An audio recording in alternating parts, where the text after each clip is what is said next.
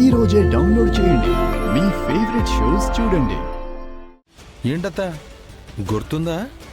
గుర్తుకొచ్చిందా లేదా గుర్తు చెయ్యాలా?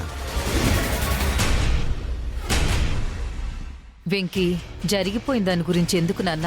వదిలే. వద్దమ్మా, అస్సలు వదలొద్దు. పడ్డ చోటే నిలబడాలి, పోయిన చోట వెతుక్కోవాలి. అన్యాయంగా అవమానం జరిగిన చోటే న్యాయంగా గౌరవంగా కాలు పెట్టాలి.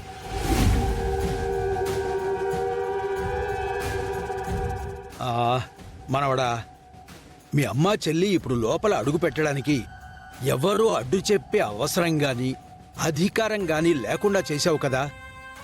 మళ్ళీ నువ్వే ఎందుకు వాళ్ళని ఆపుతున్నావు? ఇదే గుమ్మం దగ్గర మా అమ్మని చెల్లిని అవమానించి ఇట్నుంచిటే వెనక్కి పంపించారు కదా తాత.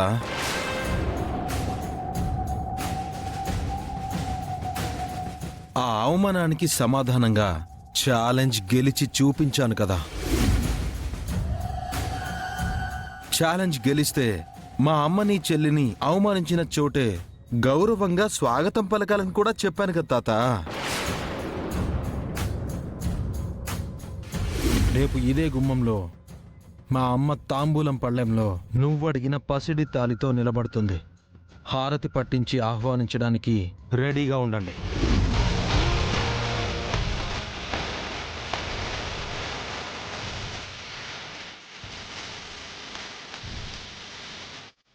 అత్త, మా అమ్మ వాళ్ళు గుమ్మం వరకే వచ్చారు. మళ్ళీ ఏదైనా గ్లాసు లేదా పగిలే వస్తువు ఏమైనా విసిరేదుందా?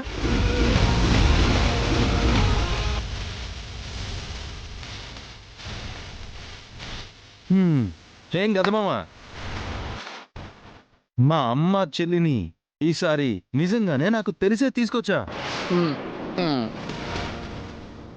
నేనే దగ్గరుండి మరీ వెంట పెట్టుకుని తీసుకొచ్చా. నువ్వు మా అత్తకి ఎక్కించి చెప్పాల్సినవి ఏమైనా బ్యాలెన్స్ ఉన్నాయా?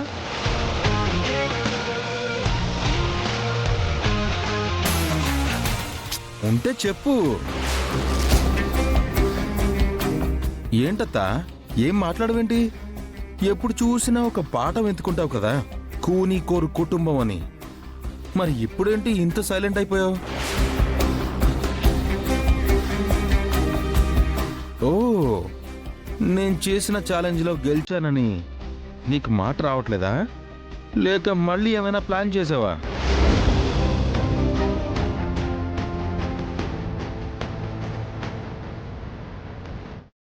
నువ్వే అన్నావు కదత్తా, నిన్న నా తల్లి చెల్లి ఏ దురుద్దేశంతో వచ్చారు అని.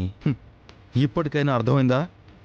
దురుద్దేశాలు ఎవరికుంటాయో సదుద్దేశాలు ఎవరికుంటాయో.